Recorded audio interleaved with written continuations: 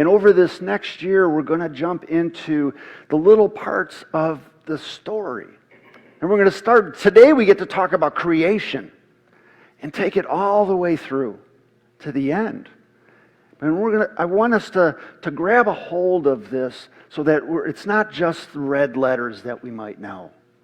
That we might know the fullness, the depth of God's story. The whole idea of that we might grasp how wide and how long and as high and as deep is God's love for His people. So that's the jumping off point for this year. And hopefully you're up for that. So today we start at the beginning. A perfect beginning. That's where we're starting. Let me read just one verse. The first verse of the Bible. Maybe that's just like, boom, the most important verse you're going to read and hear today. Do you guys know it? It says, in the beginning, God created the heavens and the earth. It might be the most significant start to any book that you've ever read. Just boom, in the beginning, God created the heavens and the earth. And oftentimes, whenever we start there, we get into unprofitable conversations. We start thinking, all right, did God create the world in 6 24-hour days? I don't know. I was not there. Did God take, is this something that was like 6 ages? Or how it happened? I don't know. I wasn't there. I wanted to start off this way to get us to start to think, what's going on at the start of this Bible that we read? Because the story is God's story. Just to tell you, the first 5 books of the Bible were written by a guy named Moses. Moses is an educated man, grew up in Egypt. And if you know, I don't know what they teach in schools nowadays, but when I was there, they talked about the Fertile Crescent. And Egypt is on the bottom of it. In Egypt, in Africa, but the trade routes went through the Middle East and all the way over to Persia and over to China. That's where the trade routes were. And all the stories would come to Egypt from all parts of the world. Because Egypt was an important empire. And Moses knew all of the stories because he was educated in Pharaoh's house. He was an educated man. He knew all the stories of creation and flood stories and all of that. Now, there's fragments in the that they teach in certain classes that are, well, they're not Christian accounts of creation. Like my favorite one is Enuma Elish. How this one god, Marduk, he chops this other god in half, and that's how the world created. It's like, what? How does that work out? But Moses knew all of the stories. Is Moses trying to write a science book here? Let me tell you exactly how this world came about. Is it physics? Is it that type of book? And that's not what it is. Moses is doing this. In the first verse of the Bible is the part that he goes, I want to tell you about my God. In the beginning, God. I'm going to tell you about Him. All these 5 books that I'm going to write, I want to tell you about my God. Can you imagine? He's seated in a room with all these other cultures, and he says, let me tell you about my God. My God's omnipotent. He's all-powerful. All-powerful. There's nothing He can't do. And in the beginning, my God created the heavens and the earth. Oh, let me tell you more. He's omniscient. That means He knows everything. He knew exactly how to put everything together in this creation so that it works together. Just think about all the systems that work together. The ecosystems, the weather systems, all the tides, the changes in this world, they all work together. My God's intelligent. He's omniscient. He's not only that, He's omnipresent. In the beginning, God, as in He was before time.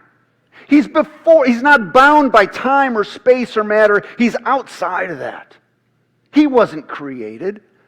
He was always there. That's the God I'm going to tell you about. And let me go so far as to illustrate how great my God is. It says, in the beginning, God created the heavens and the earth.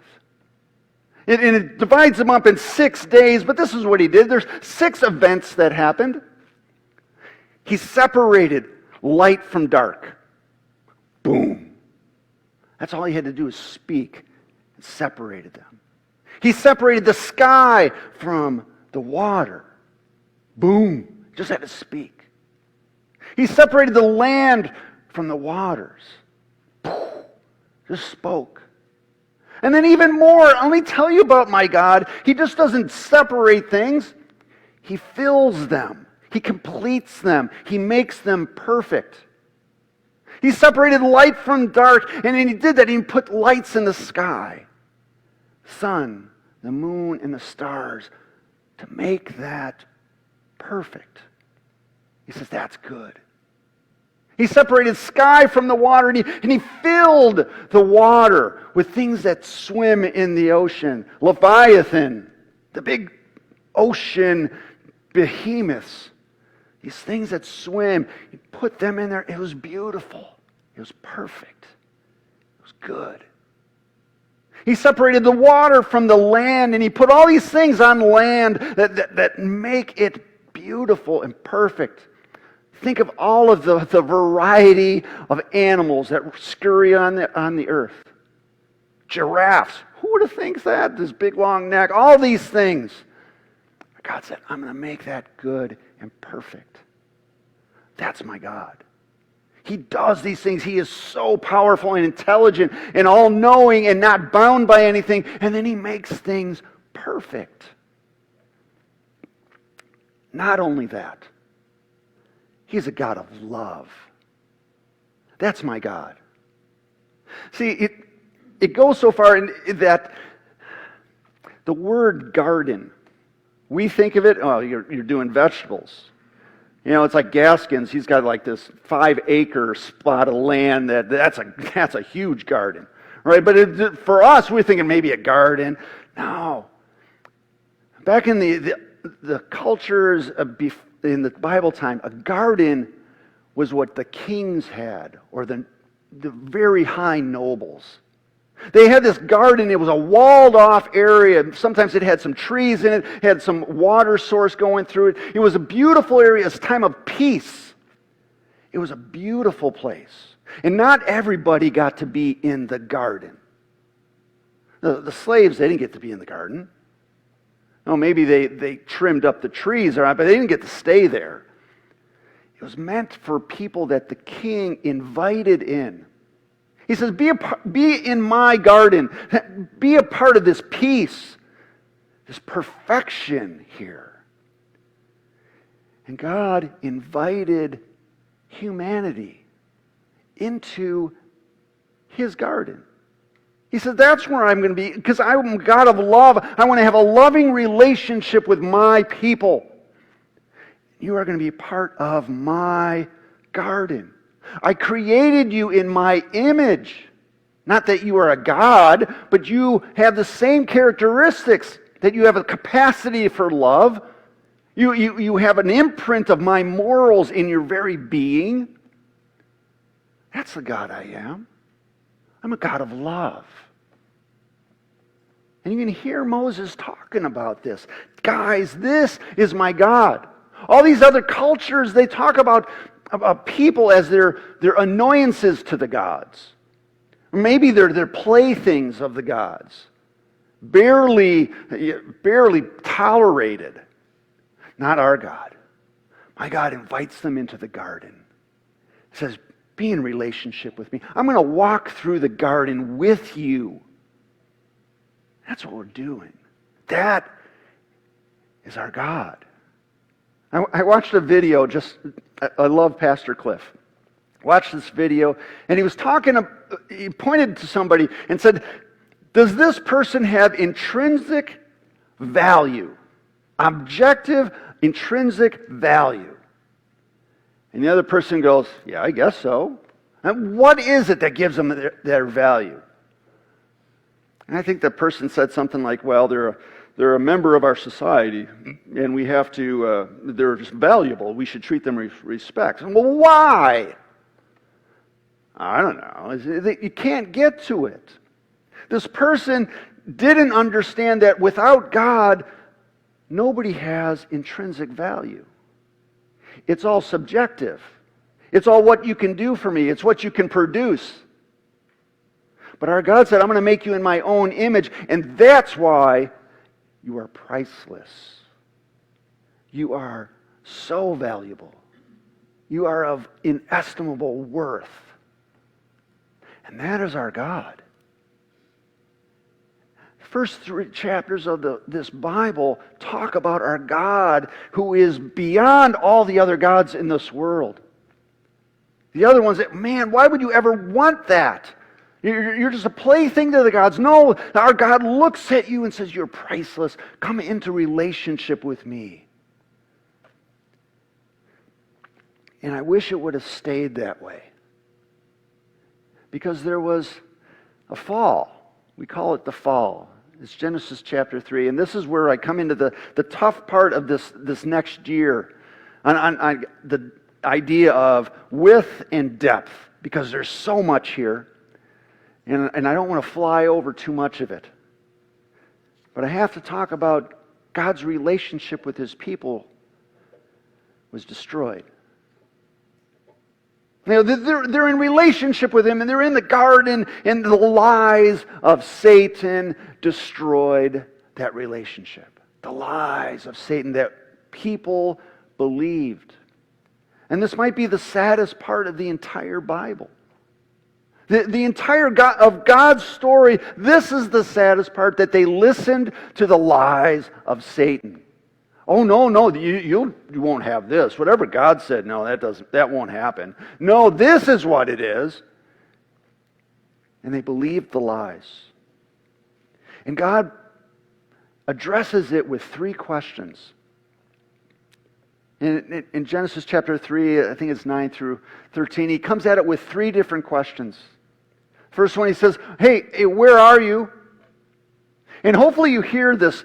God knows where Adam and Eve are, right? He's omniscient. He's all-knowing. He knows where He is, but He's calling out not with the anger of, where are you? Like a dad who's saying, my kids should be home for dinner right now. No, it's not the grinding voice. It's a concerned, loving parent.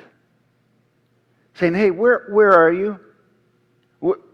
We're separated. You're distant from me. Do you know where you are, that you're distant from me? Do you know that? You've moved. I haven't. You've left. Do you know where you are?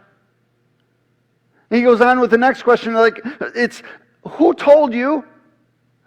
Who told you these lies that you have believed? Who told you? You know, they told you that it's okay to live less than in a relationship with me. Who told you this? Maybe He asks us these questions as well. Where are you? Yeah, are you distant from me? Who told you these lies that you're believing? Those aren't. I don't say those. He gets one more question here. He goes, what have you done? What have you done? Can you hear the sadness of our God? A loving God who is just broken, saying, what have you done? You have separated yourself from me. You're separate now. We are disconnected. You know, addictions, I said this a couple weeks ago, addictions are simply our way of self-medicating our disconnect with God. What have you done? You've disconnected from me on purpose. That's not what I want. We've got to do something about this. And we know people who are disconnected from God. That's not what He wants.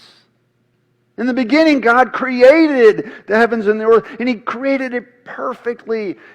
And He said, people, I want to be in relationship with them. That's very good. All this other stuff is good, but this relationship is very good.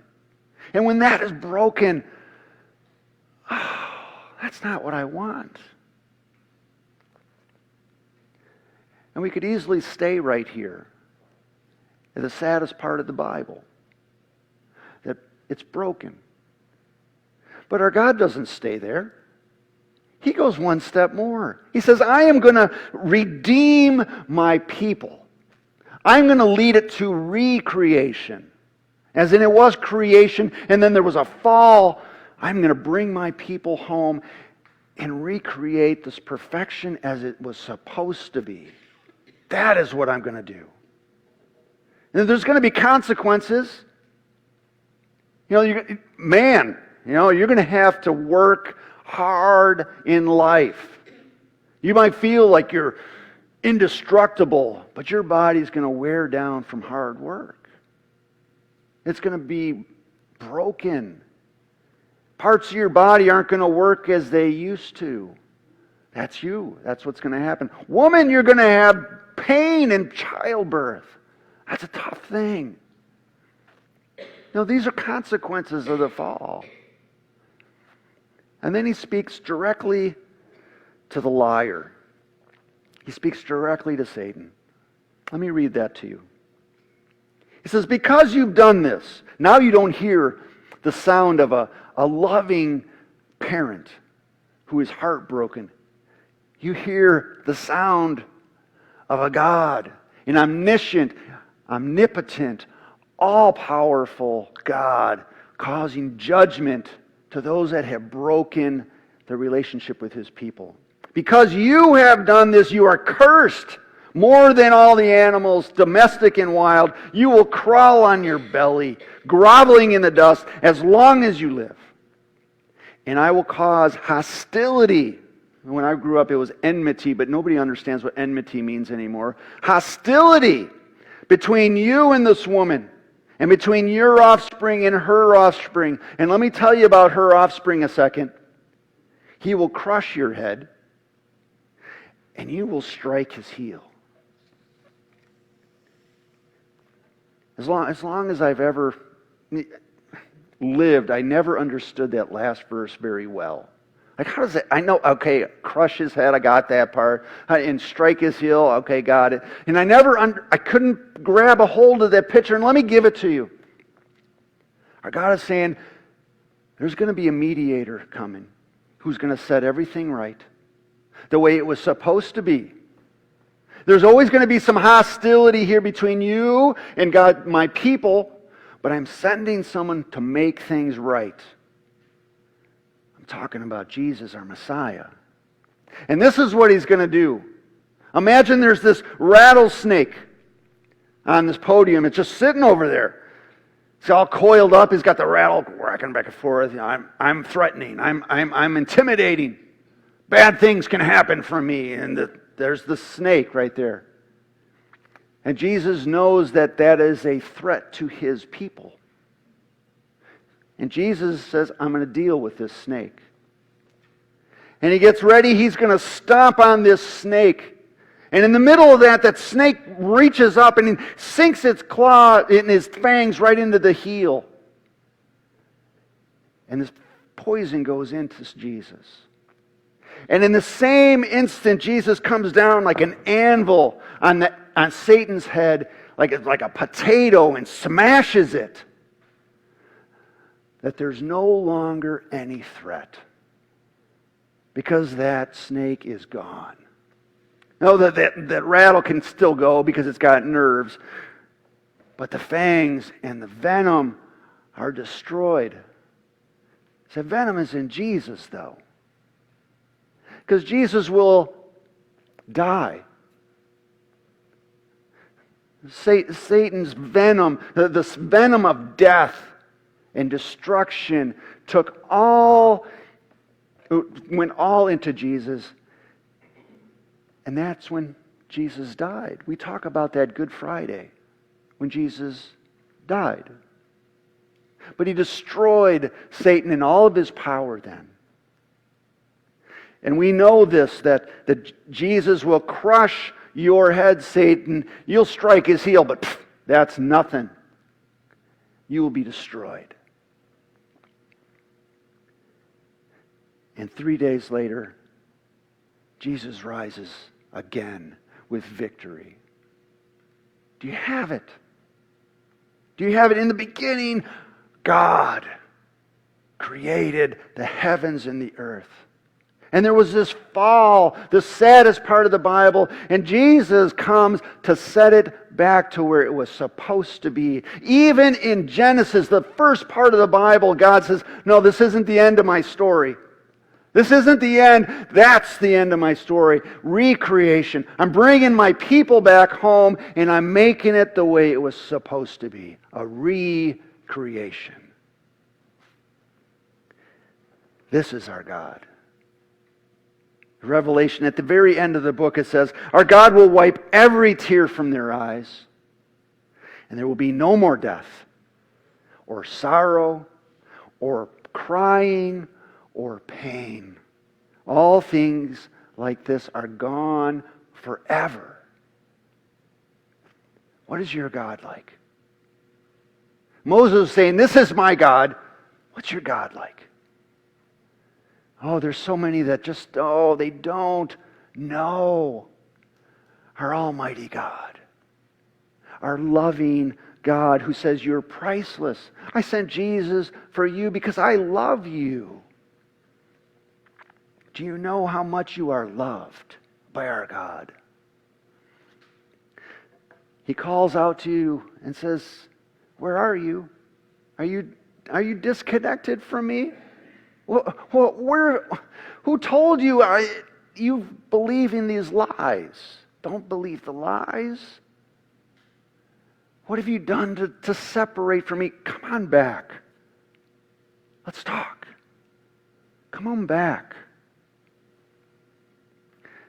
Today, if you have heard nothing else, we have talked about the great love of our Father for each of us. Our God loves His people. And that's the song that we want to close up with today. And I'm going to ask the team to come on up. The last song that we're going to sing is How Deep the Father's Love for Us. And let me just read the first. There's 3 verses. And you can sit for the first verse, just to let it soak in. This is the first verse. Let me read it to you. How deep the Father's love for us. How vast beyond all measure. That He should give His only Son to make a wretch His treasure. How great the pain of searing loss. The Father turns His face away. As wounds which mar the chosen one, Jesus, bring many sons to glory. Our God loved you beyond all measure. And that's what we want to hear the rest of this morning. So I encourage you to stay. Maybe it's the second or third verse. Stand if you'd like to. But hear how deep the Father's love is for you.